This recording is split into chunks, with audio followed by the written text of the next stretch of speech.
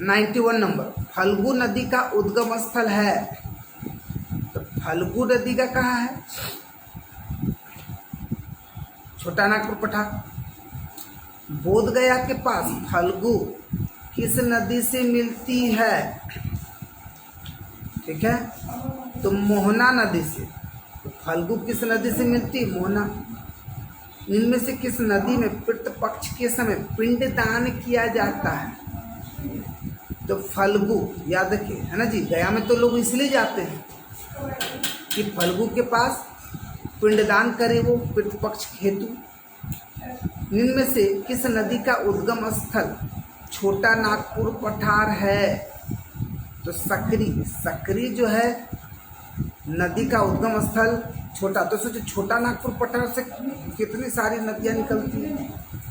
इनमें से कौन सी नदी बिहार एवं झारखंड दोनों प्रदेशों में प्रवाहित होती है? तो सकरी, फल्गु, पुनपुन तीनों बिहार और झारखंड दोनों में प्रवाहित होती है।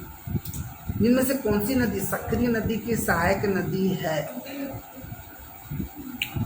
तो किउल, मोरहर, मोहना, है ना। तो मेनली यहाँ देखो मोहना नहीं है, किउल और मोरहर, ये दो नदी सकरी नदी की सहायक नदी है। रामायण में सकरी नदी को क्या कहा गया है? सुमागधी। रामायण में सकरी नदी को क्या कहा गया?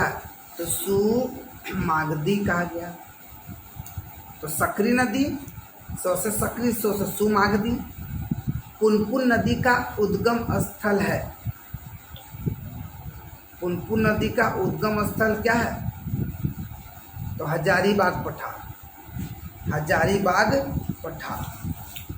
इनमें से किस नदी को पवित्र नदी के रूप में पूजा जाता है?